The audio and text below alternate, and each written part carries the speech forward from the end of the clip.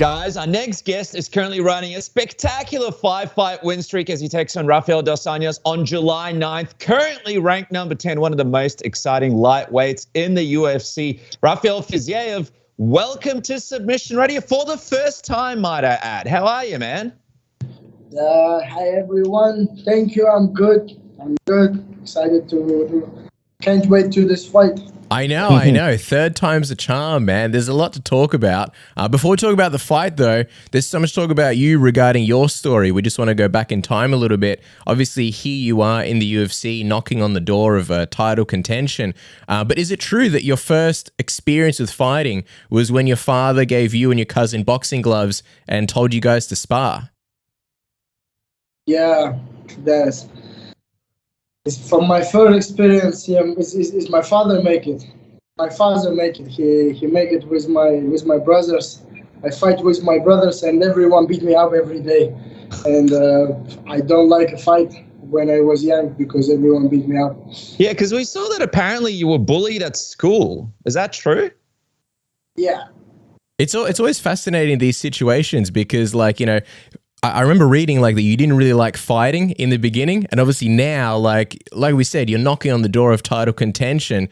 Take us into that, man. Like that whole experience when you went through in school. How did that sort of shape you and affect you as a fighter before you got into fighting?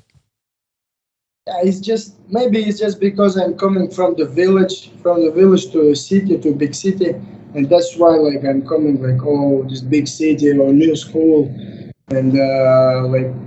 Scared everyone, and somebody punched me, and I go train because I want to beat him. Yeah, and after 3 months I beat him so hard. Yeah, I'm a bad guy after. So you beat up the bully after a few months, are you saying, or was it yeah. Was it like you found him and you're like, all right, man, like, let's go? Was it like a surprise thing?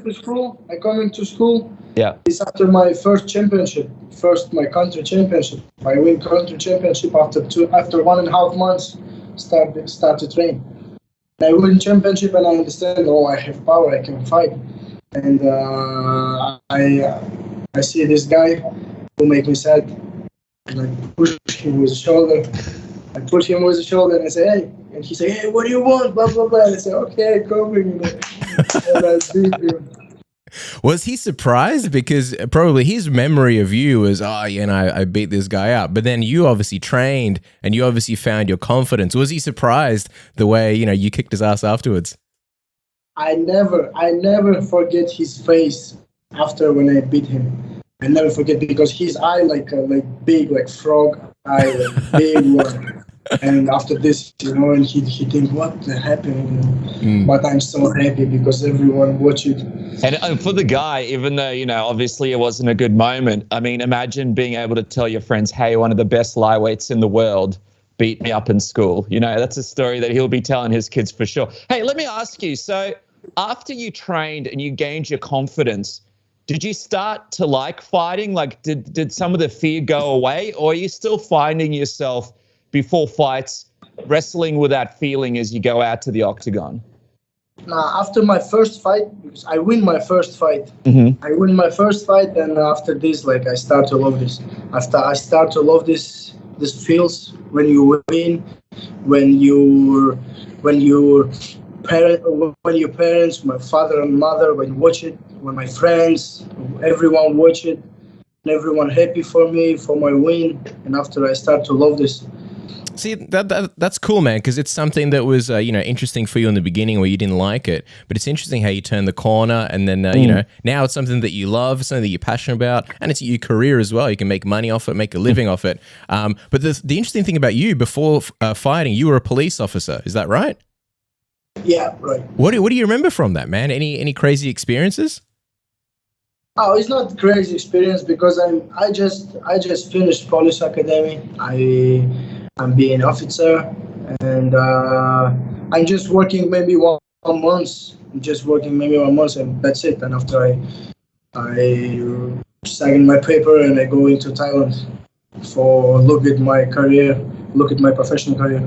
So when was it a hard decision though to leave the police force for you, or like do you still have a part of you that thinks about, well, like, I wonder what it would have been like if I was still a police officer now, or was it something that you weren't really in love with?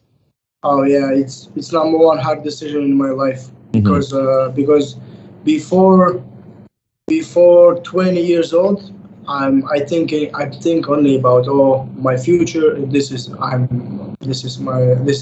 police.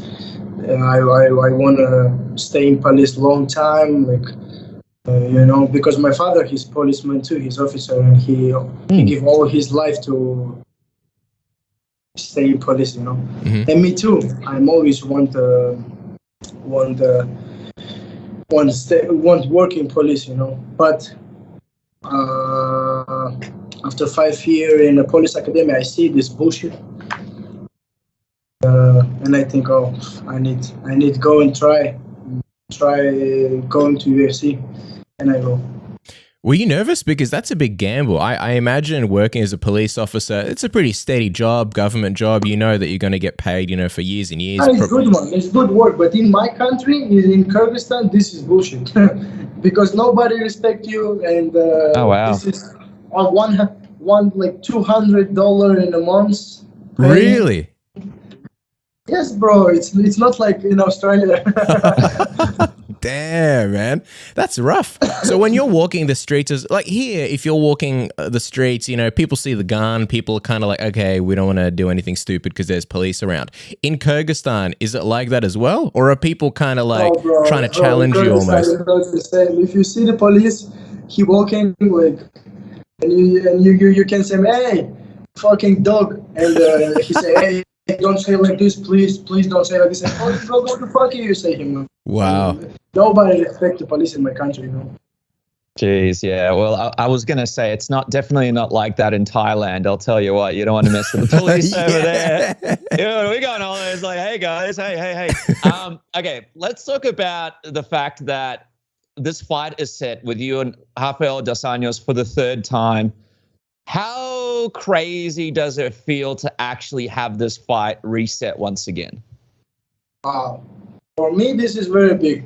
Very big one, because I'm always his fan. When I'm watching UFC, I watching his way to the belt, and I always I like him because he Rafael too, and that's why I like him. And always when he fight, I'm wishing him win, and he's fan, because he's Rafael, and I many times repeat how Bruce Buffer called his name, Rafael, and I'm always dream maybe soon Bruce Buffer called my name. It's like this.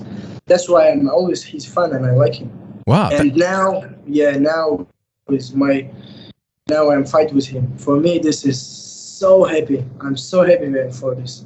So you would have been so disappointed the first 2 times that the fight fell through.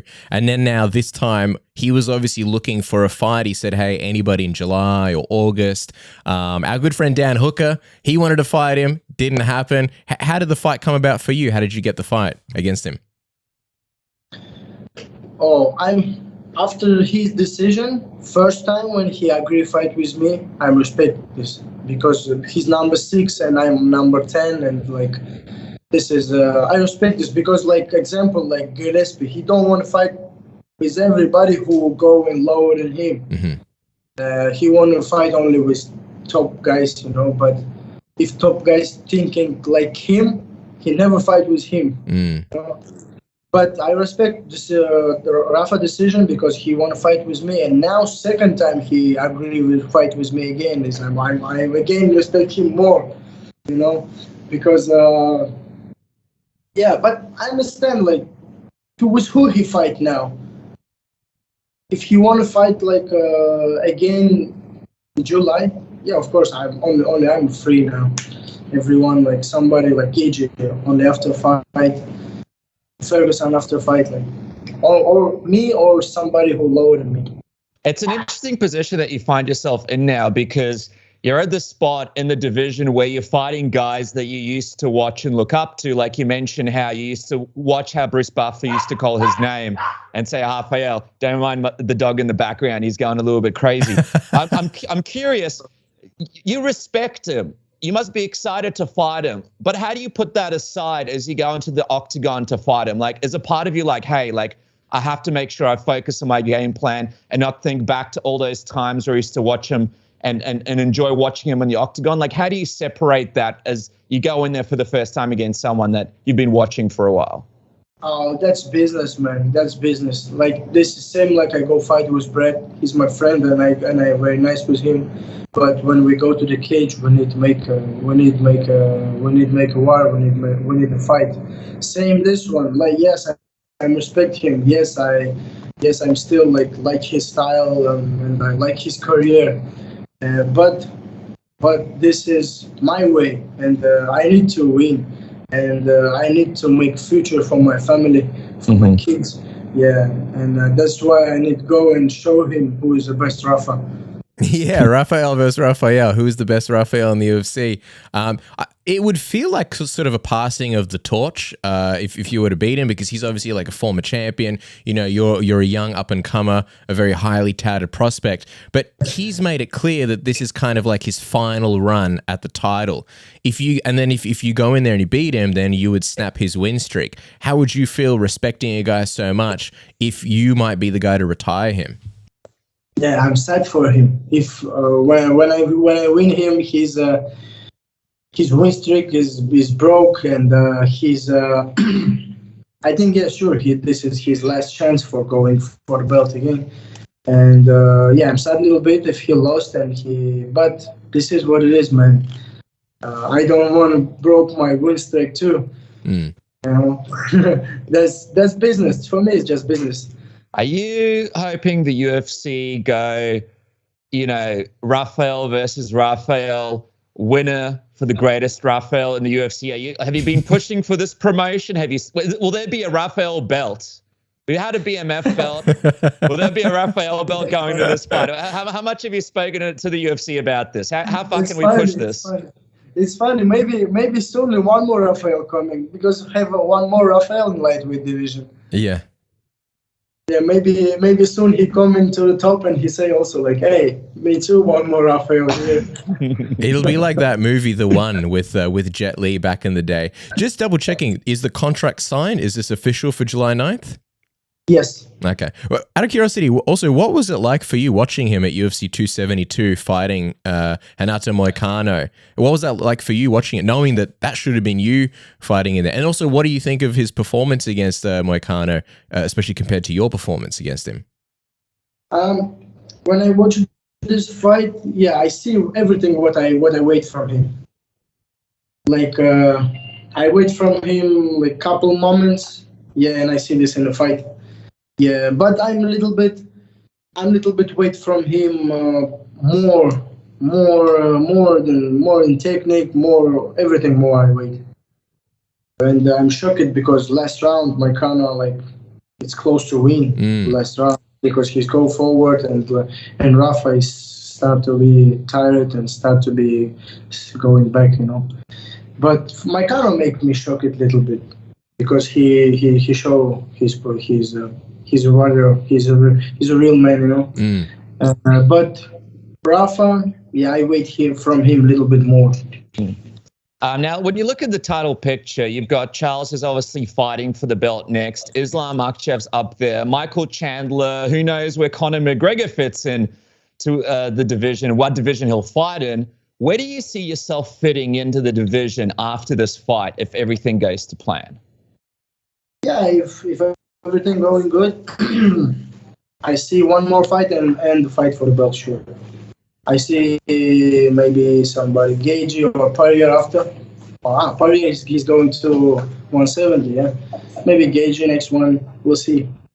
But after this fight, if all going well, how I want one more fight and title shot. I think that makes sense. I think because a lot of the top guys, they've already had their chance at the title, and like we said, you're this exciting new prospect. I think people would love to see it. Well, what is it about Gaethje also? Because I saw that you congratulated Oliveira, but you tweeted Gaethje saying something like, I think you promised hell, but this looked like heaven to me. What did you mean by that? Bro, Gaethje, he's crazy. He smoke a lot, or he eat punches a lot. I don't know what he do, But sometimes he talk shit, and then I don't understand him. Oh, how I make hell for Habib. What you make hell for him? Like you going for triangle and you going to sleep, and same with the Gaethje. Like you just talking. I don't like when people just talking and not do this. Yeah, okay, you can make one time talking and you can't make it, and after stop talking. But this guy, he not stopping. He not stop. He just talking and talking and talking. Yeah, maybe I fight with him and he again talking and he try to watch me hell, and this is paradise again. What did you think of Charles Oliveira's win over Justin Gaethje and the performance that he put in? Yeah. Oliveira, he make all good, all good. Like, yeah, before I think Oliveira this not he not have good heart before, I think, but now he changed all. Before somebody like I forget the name, Cap Swanson, just punch him one time and he's a go to floor and start to cry and lost. And one time Felder make him one elbow and he start to cry and he lost. And after this fight, I think, he not have heart, like he broke always. But now, after 4-year fight, he punched him like I don't know, so hard, and he's going floor, stand up, and go fight again and win. Same with Gaethje. Yeah, he showed me like now I understand this guy. He did change his heart. His heart is strong. He's going to floor, stand up, and beat. This I respect it. Yeah, it's interesting because if Islam is next for him, it's, obviously Islam, incredible wrestler. Doesn't seem like he would be afraid to go to the ground with Oliveira. And if Oliveira does invite him into his guard, you'd think that Islam would be happy to go in there and try and use his wrestling in that fight. I'm curious, by the time you make it to your title shot, who do you think will be the champion? I think Islam is next champion. I think for sure Islam is next champion. And when I think about belt, I think about Islam. And I'm start to ready for Islam now. So you're already preparing for Islam, like in training and everything. Yeah. You're putting the foundations. Because I'm sure this is Islam is next champion, and he's I think he is the best lightweight because he have striking, he have good reaction, good defense, perfect wrestling, perfect grappling, and strong heart and big fan base. Yeah, and that makes sense because I know like in Tiger Muay Thai, you guys in City Kickboxing kind of have that affiliation, and that's very much a CKB thing as well, to sort of start preparing for future opponents and laying that foundation down.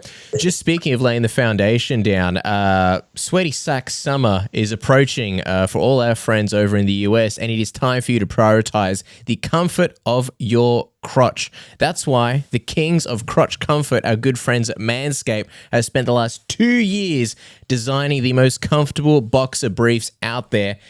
Check out these bad boys right here. I've had the personal honor of testing out these new boxes, and I can say it is the softest fabric of any underwear I've ever tried. I've got the Lawnmower 4.0. The boys are smooth down there, and then they get delighted to these ultra premium and comfy underwear as well. So breathable.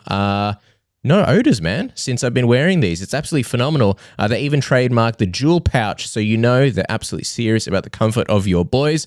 I think it's time that you guys invested in your family jewels, so let your bulge breathe and get 20% off and free shipping by using the code submission at manscaped.com. Check this out. They sent us this box of goods. We've got more premium shower care, and then we got 2 more boxes that we can put on our junk. It's happy days here, isn't that right, Dennis? Yeah, man, look, it's so hard to find a pair of underwear that's comfortable that you can wear to your jiu-jitsu session or your kickboxing session or just your live session. And Manscaped now has you covered for that as well. Make sure to go on there, use that code word submission, get that 20% off. And if you guys still don't have that Lawnmower 4.0, what are you doing? This thing is one of the most important tools that you're going to have in your gear bag. Make sure to grab it today. a really, really good beard trimmer as well. I know a lot of people keep asking me, Cass, in the gym, is this thing great for unbelievable beard trimmer? Comes with all sorts of different attachments to make it nice and easy. I did my head the other day. I couldn't find my other one that I normally do my head with. I thought, you know what? If it's good for the boys down there, it's good for the head up there as well. Dude, I mean, waterproof and stays charged for ages. This thing has you sorted 20% off and free shipping with a code word submission. Do it today. Cass, also this weekend, you go Holly home. She's coming back, and our friends at MyBookie are here to make you some serious cash. Obviously, she takes on Vieira. Holly home a minus 250, Vieira a plus 195, and you guys can double your first deposit with a code word submission.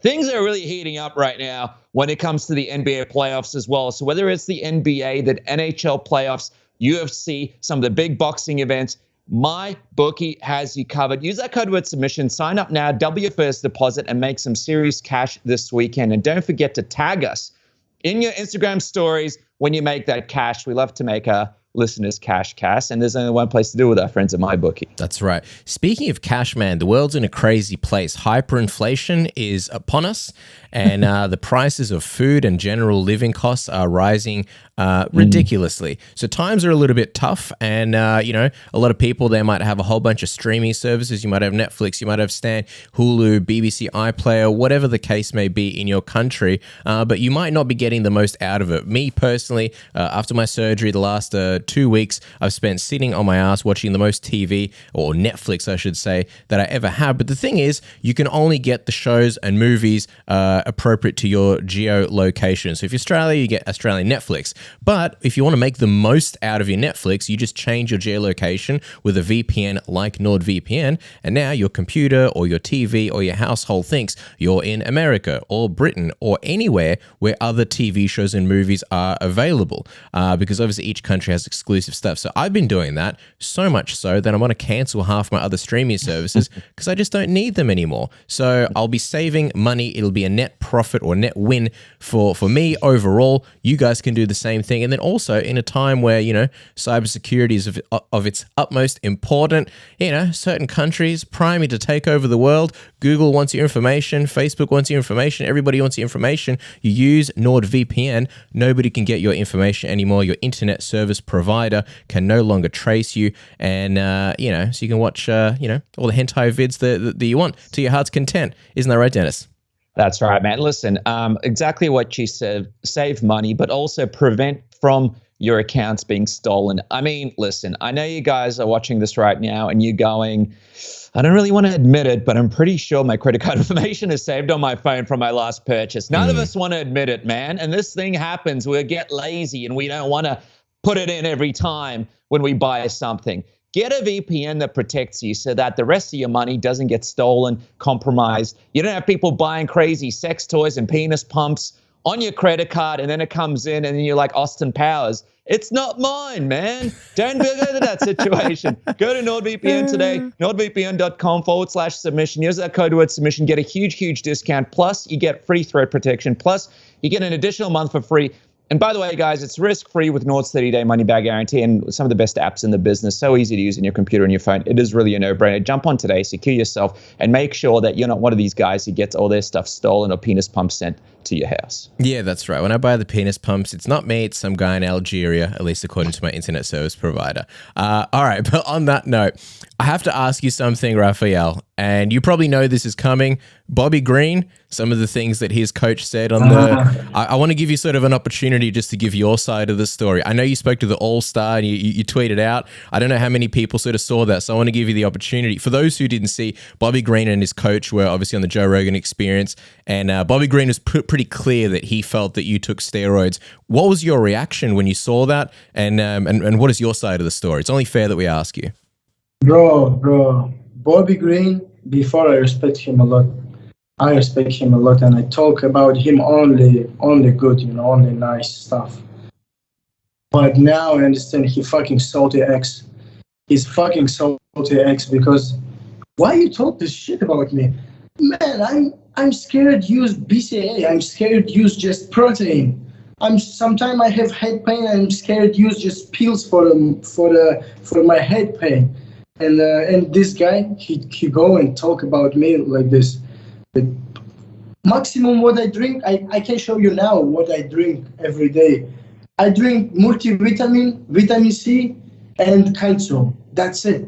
That's it what I drink. And this man go and talk shit about me. And his coach also. He's coming to Tiger Muay Thai before, and he going like, I don't know, I didn't see him. I don't know him. He lied about me. Like what he's saying, like he's some his friend or his student go and ask me like about staph infection, and I start to say him like, oh, you need to go and buy like steroids. Go to fuck you. If I see his coach in the life, in the real, I slap him. I don't talk with him. I just come in and slap him like my bitch, you know, because he's why you lie for nothing? He just going to Joe Rogan because he have like big fan base and like many people, million people watching him, and he go and talk shit about me for nothing. Just go and talk shit. And Bobby he's a dog, street dog. Yeah, it's a very, very serious thing to say, especially when so many people are watching. And I just want to also clarify for those people that might have seen it and not realized, obviously, like you get tested by USADA in Thailand, because this is something that they didn't really, so they weren't very clear about in the interview. Just want to give you a chance to clarify. USADA tested me like 2 or 3 times a month every time in Thailand. And he said like, USADA not tested in Thailand. You don't know nothing. Let me ask you, man, what's your experience been like in Thailand? Because people have this, idea, and what Bobby and his coach were sort of saying is that people only go to Thailand to basically, obviously, do training, but then take steroids, and like steroids are really easy to get, and these kinds of things. I'm not saying like that you're part of that in any way, but just what have you seen in Thailand? Like, what's your perception of Thailand overall and stuff? Yes, of course. In Thailand, if you want to find steroids, you can buy this in the pharmacy. But you can buy steroids everywhere, like easy. In Australia, in America, everywhere. In Brazil, everywhere. Like in Thailand. But my experience. What you mean again about the experience? I wanted to ask you more in general, like your experience from Thailand and sort of like training there and that kind of stuff. Because obviously Bobby is painting one picture, which is people go to Thailand only to take steroids. So what I want to know is for you, what is it that makes sense about Thailand? What is it that's optimal for you about Thailand? Thailand, it's not only steroids. Thailand, it's cheap. First one, this is everything cheap here, very cheap. You can rent like very nice villa for $2,000. Very nice villa with a pool, like close for the beach, and this stuff, and gym. And after gym, you can go into beach, and everything close. You don't need, if you want to go to market or restaurant or something, everything too close. You're going like 2 minutes from your home, and. You don't need to drive long time or this, and also have a lot of good fighters here. Always, like now, Tiger Muay Thai we have now from Russia, from Kazakhstan, good fighters, like amateur MMA fighters. He have good record, professional record in MMA, but he's really good. He have good experience from boxing, from kickboxing, or from wrestling, and you can make very nice sparring with him. And this is make you grow, you know. And that's why I like Thailand. That's why, for me, this is the best place. Yeah, absolutely. And just, from the perspective of training and stuff, some amazing jiu-jitsu, some incredible Muay Thai, some amazing gyms out there. And we even see champions like Alex Volkanovski, Israel Adesanya, all sorts of fighters all over go to Thailand to train because it's an absolute mecca for this. So no wonder that people are taking advantage of this. And by the way, we love to go to Thailand too. It's a lot of fun. But I just got to check something out as well, Rafael. Is it true that part of your motivation for fighting is to set up your future of blacksmithing? Is that right? Yeah, I love it. Yeah, I love it. But I'm still not make it. I'm still not make it. I'm just learn now. I'm just trying to learn about this a lot. But soon if possible, I wanna my place. I wanna make some some room, and for me, start to make it from myself, my brand, you know. So I think a couple of years, and I'm start to make my brand, my knives. How did you get into it? Blacksmithing's not something that everybody just kind of gets into. It's not like, oh yeah, I played soccer or basketball or whatever. That's a pretty specific thing. How did you get into it, man? I don't know. From my kid, when I was young, when I kid, you know, I love this. I love the everything about knives and everything about knife. You know, knives like small, like if I don't know how to say it in English, how to explain. But from when I was young, I love everything called weapons. Right. Okay. Yeah. I love everything called weapons. For me, this is so good because for me, this is not only because of me. This is from my traditional, from my Azerbaijan, because originally I'm Azerbaijani, from Azerbaijan. But all my roots in Azerbaijan is like everyone going to street, going to walk with knife. This is from traditional. Every man's, like if you're man, you walk, you go to the street, and you're everywhere with your knife. Everyone has a knife. This is from traditional, you know, from my roots. That's awesome. I actually bought 2 knives 2 days ago, so I'm glad I'm officially a man. And just last one from me. Like with your knives and the blacksmithing, are you hoping to open up like a business and then like this would be your future career, or you just want to do it as like a fun hobby kind of thing? Yeah. Why not? I want to make money with this. Why not? When I finish the fights, like I'm 29 years old now. How many years I have? 3 or 4 years before stop at career. I hope I have 3 or 4 years, but maybe who knows? Maybe 32, 33. I'm tired from the fight and I'm start to be going down. Yes, I open. And I try to make some good knife, and when I say it, I know. Well, you've got the beard for it, so you definitely have the look of a blacksmith. So that's already sorted out. So all you got to do is now just get those skills up, and the Fiziev knife business is going to take off. For now, though, guys, you can follow the man at Rafael Fiziev. He takes on Rafael Dos Anjos on July 9th, 10th in Australia and New Zealand for the official Who is the Best Rafael in the UFC competition. Forget about the belts. This is what really should be on the line. It's like loser leaves town. I feel like we need to put a thing in the contract where the loser has to change their name for a few months to something else. We can discuss that with your lawyers after the interview. Rafael Fiziev, thank you so much for joining us. It's a real pleasure having you. Thank you. Thanks so much.